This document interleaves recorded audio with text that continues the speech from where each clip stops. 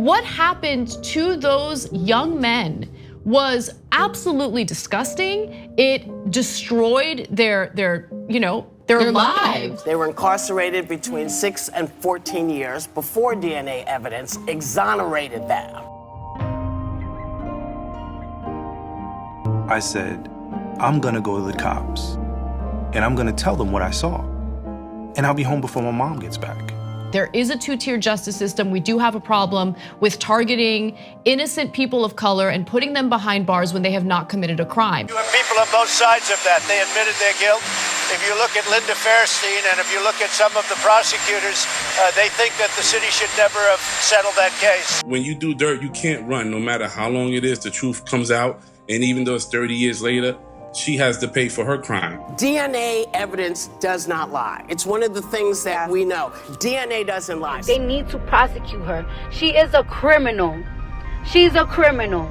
You better believe that I hate the people that took this girl and raped her brutally. You better believe it. He called for the death penalty before their trial. 14 to 16-year-old boys. And then 13 years later, the truth comes out. Hey, what's up, everybody? I am your girl, Kandi, and today with me, I have Raymond Santana from the Exonerated 5. Some of you may better know them as the Central Park 5, also from the movie When They See Us. And we are about to what? Speak on it. They're doing us like this. What other way they ever do us? I had already heard. I can turn a shade tree into a money tree. Speak on it. Yes, that's right. He's gonna speak on it. We're gonna speak on it. You gonna speak on it? We're gonna speak on it. And you heard him. Yeah, it is. It's cool just to call you Raymond, right? That's fine. Okay, cool.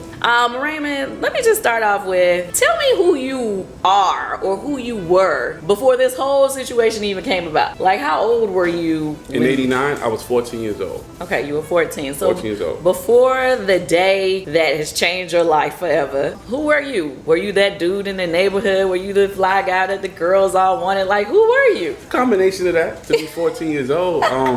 I was the young kid who loved to listen to hip hop all day, watch video music box all day, loved to shop. Back then, the Gap was popping for us, so we would love to shop at the Gap. I was just that young kid who was energetic and just lived his life. But I did have the passion for sketching. I did do a lot of that. You were an artist? Yeah, I was an artist. I would love to sketch. I would love to draw. But overall, I was just this young kid that just wanted to just live in the moment. Can you remember the day before this happened? Yes. I mean, I can remember. I mean, I will never forget it. Really? Yeah. I mean, it was. We had just got out of Easter. It was going on Easter vacation, right? Easter? And, yeah. Oh, okay. So, for me, I usually had a curfew. And on this night, I didn't, because I was going to hang out with some of my friends and we was going to go to a party. And so my dad knew that, if I tell him, I say, hey, I'm going out with my friends tonight, is it okay? And he said, yeah, my curfew can be extended. So on this night, my curfew was extended. This was a regular night, just meeting up with some of my friends and going over to the Schomburg houses, which is right across the street from Central Park, because there was a party there that night. 14 years old, Schomburg had a lot of pretty women, a lot of pretty girls. So we would love to go over there, try to talk to the girls in the neighborhood. So that's really what it was about that night. Gotcha. I remember seeing a character, they played your grandmother and your father. But what happened to your mother? Well, my mom, she had lived in the Bronx at the time. So they were separated? They were separated. They were divorced. She passed many years later when I was in prison due to cancer. But at the time, she lived in the Bronx, so they were separated. So when you were 14, that was 14 years old? 14 years old. When you were 14, you lived with your dad and your grandmother? Yes. Did you have any other siblings that lived in the house with you guys? I had an older sister, but she had moved out at the time. Okay. So she was living on her own. So it was just you and your dad and your grandma? And my grandma. Now I want to just get a little bit, a lot of us have seen what happened in the movie, but then a lot of times when I'm watching the movie, I'm wondering how much of this is real, and how much of this is like, okay, this is the movie. Yeah. You know what I'm saying? There's so many questions that were going through my head. Like, I'm not even gonna lie to you. I'm not even gonna lie. Now, the night that this happened. What actually happened? All right, so basically we go over to the Schomburg houses because there was a party over there that night, and I had a group of friends with me. The Schomburg kids, which consists of like Yusuf and Corey and them, they will always be in front of the building hanging out. And so I didn't know them. I didn't know Yusuf. I didn't know Kevin. I didn't know Antron. I didn't know Corey. So you didn't know any of the other guys? I didn't know any of the other guys. Okay. But we had mutual friends within our groups. So that's when we wind up stopping in front of the complex to talk. Whose idea was to go in the park? I don't remember. But I was a follower. So if my guy said, "Oh, we just go in the park and hang out," I just went along with it. We became the Central Park 5 because we were the most naive of the group who didn't have any police contact at all. And this is why it was so easy for us to be misled and interrogated and fall under the tricks of the police. So prior to this situation, you had never been taken in Never. or anything? Okay, Never. so you've never been interrogated, you've never Never. been taken in, you had never been arrested. You're right, if you were a child who had been through this situation before, you know I ain't saying nothing. That's right. You got a little bit of experience. Right. I didn't have any of that. A lot of, well, when I was watching the movie, they were saying that you guys were a part of some fights or something in the park. So were there any fights or anything? There were, but it wasn't with the 5 of us. There were other guys in the group who went to prison for various crimes that night. Okay, so other people did get locked up. Other people did, yeah. Several other people got locked up within that course of that first week. And there were several people who did cop out to robbery cases, cop out to assault cases, at least 6, 7 individuals. They went to prison for their crimes. Now, we didn't do any of that stuff. Well, when you were in the park, what did you do? Just hang out. Okay. In Corey Wise' instance, off of the first, because when we get into the park, maybe 15 minutes, a police car pulls up and they flash the light on us, right? And so the group scatters, right? And when the group scatters, we find out later on that Corey left at that moment. He never even went any further. So he was gone. And during the time the group scatters is where certain crimes start to happen. Gotcha. So now when I come back and I meet up with the group, some of that stuff already has taken place. Gotcha. That I don't even know about. Right. I find out later on. Gotcha. And then we wound up going deeper into the park, which was foreign territory for me because I'd never been in the park like that. I originally lived in the Bronx and then I moved to Harlem. So that's where Todd used to live, the Bronx. The Bronx. So that was all new for me too, to be in the park and experience that also. Right. And so now we get so deep into the park that I don't really know where I'm at. So I have to rely and depend on my friends who I came with to get out. Gotcha. Right. And so when the group scatters more than once, I'm stuck with people I don't know. Now, I've been to the Central Park before, and it is huge. For those of you who live in different cities and kind of like don't get it, I mean, it's easy to get lost in there. I myself, I was like, okay, I'm turned around. Where am I going? Yeah. Okay. Yeah. So I totally get what you're saying. Let me come back to the movie itself. How did the movie even come about? All right. So what happened was I went to see Selma, and I was watching Selma. And it's this part in Selma where Loretta is confronting Dr. King about the women, right, in his life. And when I saw that, I said, wow, who is bold enough to put this in this movie, right? This is some truth that we never knew about. And somebody took that step to put that out there. And I was like, who has the guts to do this? And so I looked up the director's name, and it was Ava DuVernay. And so from there, I did my little research on her, and I started following her on Twitter. And she followed me back. And so I got a little hype at the time. I was Wait, like, hold on. She just followed you back just because you followed her? No, she followed me back because my Twitter handle at the time was the Central Park 5. Oh, okay. So that's what hooked her in. And so she followed me back. I was hyped for a little bit. And then one day I just was like, you know what? I'm going to just shoot my shot. Raymond Santana, one of the men, actually tweeted me. And I shot a tweet, and the tweet said, what's going to be your next film? What is going to be your next film after Selma? Hashtag Central Park 5, CP5, fingers crossed. And she retweeted it. And so when she retweeted it, I was in my living room just jumping around, going crazy. We noticed, like, we're on the radar. She's gonna come. So I slid into his DMs and I said, and the message was, so nobody has the right to see a film. And I said, no, we're waiting on you. And I said, well, I'm gonna be in New York in a couple of months. Maybe we'll get together. And we're here. That's the greatest DM slide I've ever heard in my life. Twitter changed his life. Definitely did. Okay. Like, social media is the plug, okay? Yeah, you don't get too many of those Hail Marys, but I threw it though. That's I definitely did. That's dope. Let's go back to real life again. Okay, in the movie, your grandmother was there at the police station with you. Your dad came, but he had to go back to work. That's correct. Is that real life? That's real. That's real. Because initially we were arrested for like trespassing, menacing. It was all misdemeanor cases, so we were supposed to appear in family court. So they told my dad, "You're gonna get a disappearance ticket. You go to family court, and that'll be the end of it." So in his mind, it wasn't nothing serious. So he said, "Okay." He had to go to work that morning, so he left my grandmother there with me, and then he went to work, thinking like I'll be home by the time he gets off of work. So did your grandma? She really couldn't speak English at the time. Well, what happened was that my grandmother, she knew English curse words, right? But she couldn't carry a conversation. And so in the interrogation room, they would have to constantly stop to explain to her what they was asking me. And I think that became a little bit too tedious for them. And then that's how they started with asking her to leave the room. And that's how they got her to leave the room. So basically, a detective came in and he said, listen, he told her in Spanish, he said, can I talk to you outside in the hallway? And she would get up, because she didn't see nothing wrong. Everything was fine, but they were just questioning me. And then she would step out and go in the hallway, and then that's when they start to work on me. Well, how come he couldn't just interrogate you in Spanish so she can understand? Well, I had a little issue with the Spanish myself at the time. Oh, you didn't speak Spanish? I couldn't carry a conversation. Really? Yeah. Wait, hold on. Grandma was living with you all that time, and you can't carry the conversation. But I can understand it. So I can always understand when she said, you want to eat, you want this, you want that. I'm like, yeah. But I couldn't carry a full conversation with her. So it was always chopped up and broken. By the time your dad got back, what happened?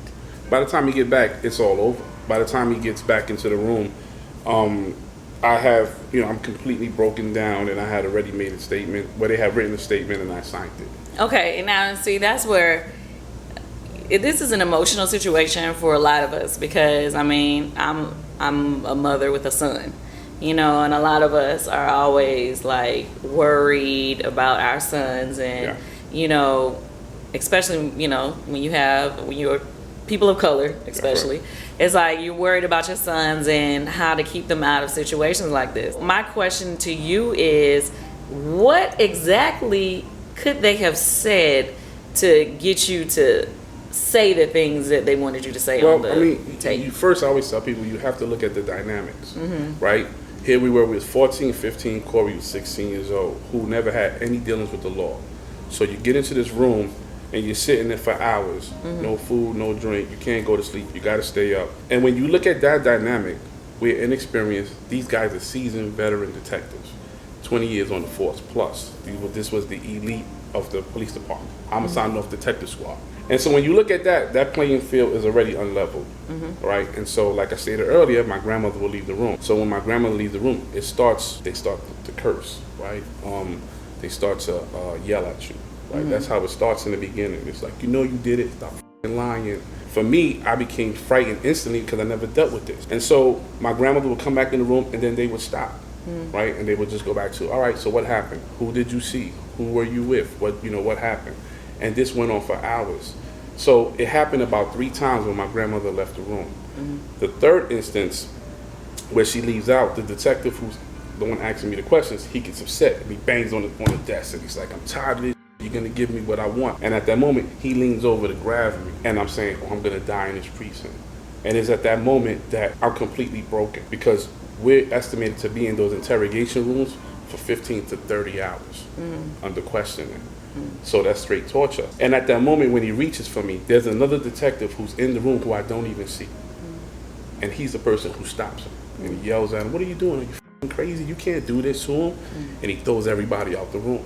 And at that moment, I felt like he saved my life. So ultimately, they ran the good cop, bad cop on me, right? And all he does is he comes back and he sits down, he sees I'm shaking. And he just sits down, he says, Raymond, I know you're a good kid. I know you didn't do this, but we have these guys, they're in precincts. Do you know these other guys? And I'm like, no. And he says, well, they're in precincts saying that you committed this rape, but I don't want you to go to jail. I know they did it, but I know you didn't do it, so you gotta help me. He pulled out this picture of Kevin Richardson, he slides it to me, he says, do you know him? And I say, no. Kevin got arrested that night, and a police officer hit him in the face with the helmet, and he had a scratch going across his face.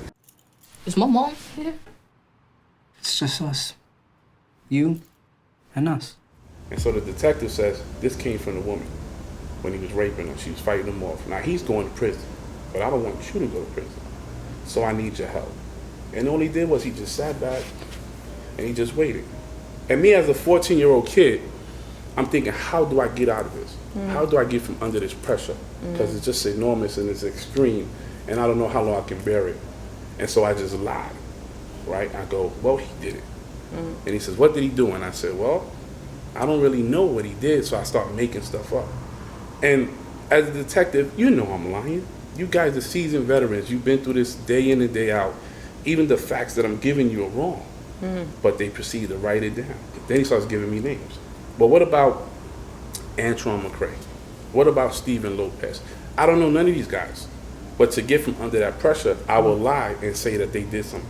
So did you even see them that night when y'all first had met up outside? No, I didn't know these guys. These were I basically got put in with guys that were in that other group who I never met, didn't know them. Okay, so they weren't the ones that you had met up with. No. But see, now you see when you take those facts where we don't know each other, so the stories ain't gonna be the same. Okay, in the movie, you know, they were actually feeding some of you lines to say on the tape. 100%. They did that in real life? Yeah. Whatever they said I did, I didn't. I know. If you see in Corey's actual videotape statement, she's like refusing to hit him. It's still slapping. She gives him the photo, and he can see the jogger. He can see the injuries that she sustained. In the beginning, we came down from the park, from the field, from the reservoir. And that's at that moment he starts to lie. He says, well, maybe a rock. I did see somebody with a rock. And the prosecutor even tells him, don't lie to me because you just want to please me. Tell me the truth. That's misleading. You can't do that. In my instance, when the detective is talking to me and he says, listen, this woman lost a lot of blood. She has all these injuries. We don't know if she's going to live. Something had to be used. And he says, a rock, a brick, or a pipe. Something, Raymond, something. So he gave me the answer. I just had to pick. You had to guess. Yeah, and I guessed the brick. And he said, well, who used the brick? And I said, this kid named Stephen Lopez, who I didn't know. They just gave me his name. That was his role, right? And that brick ultimately came to trial, where it was presented at trial. Like, this is the brick. So you just guessed correctly. Yeah. Okay, so who's Stephen Lopez? Stephen Lopez was a kid who got arrested that night, and he ultimately copped out to a robbery charge that he didn't commit because he was just so afraid.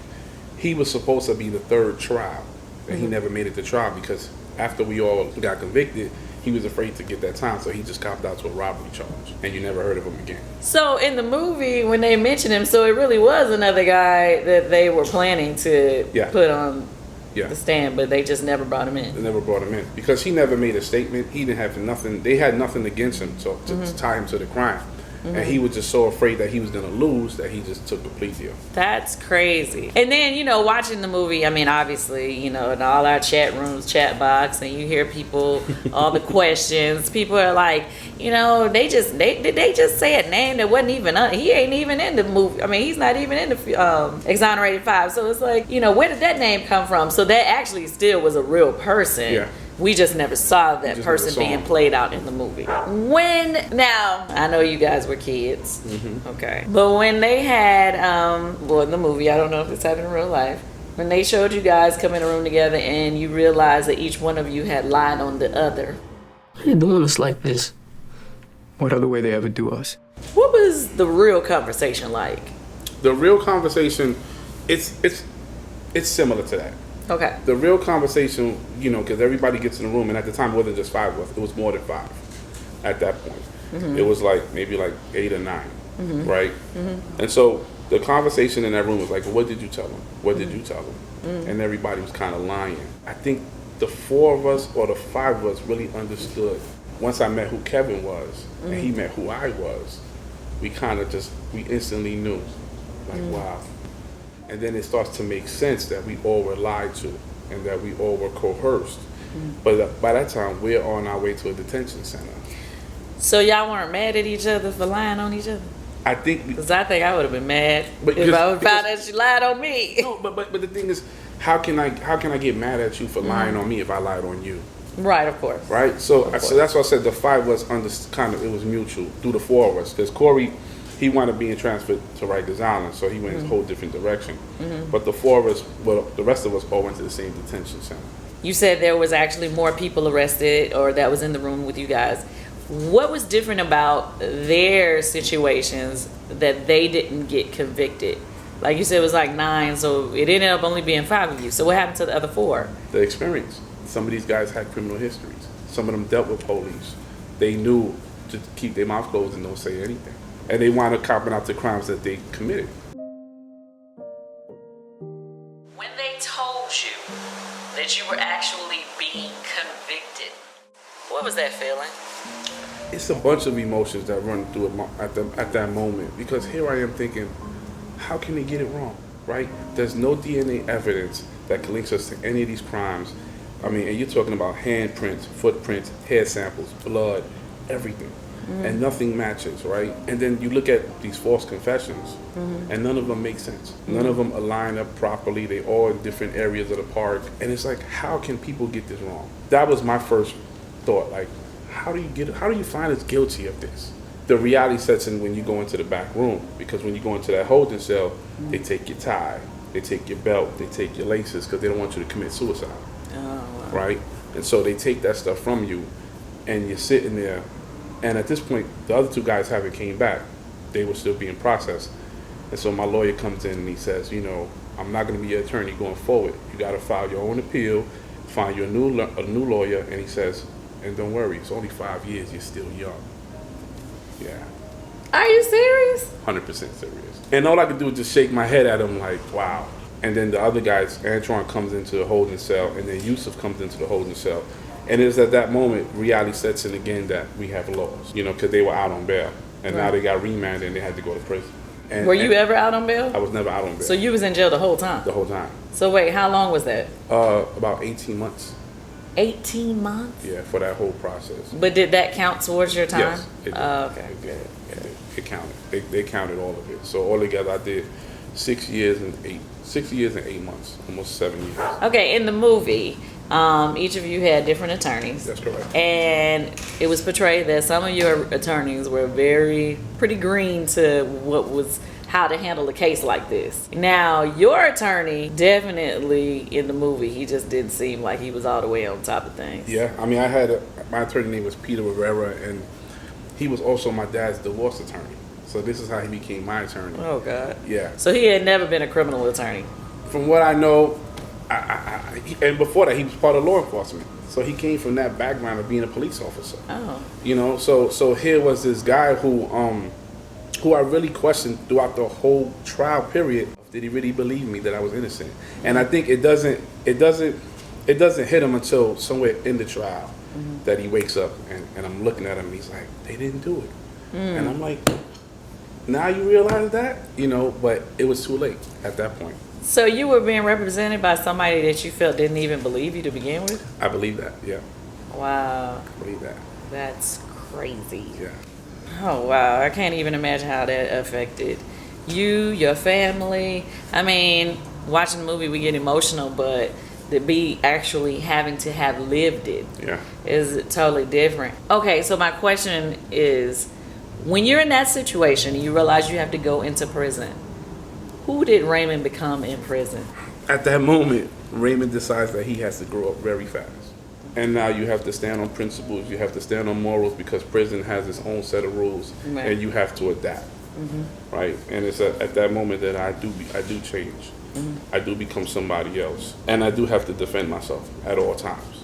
It's part of the indoctrination process that you can become a criminal, right? Now it's like you have to become a criminal, because if I don't, then I'm just gonna let anything happen to me in the system? No.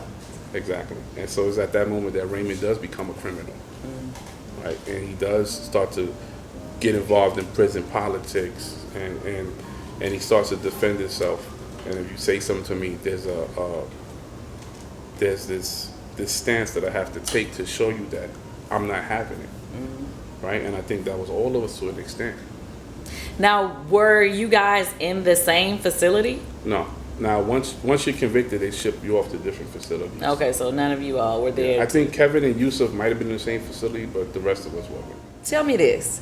If, me as a mom who has a son, and to all the other mothers out there, how would you recommend them to handle a situation like this if they ever got picked up for questioning or anything like that? Well, I mean, it starts off with the parents. We always ask that the parents become aware of know your rights, of advocating for your kid, because it starts with you. You're that first line of defense for your child. Because if you don't know to get an attorney, how does he know? Right? And it's unfortunate that we in this day and age where we got to have those type of conversations with our kids, but they're necessary.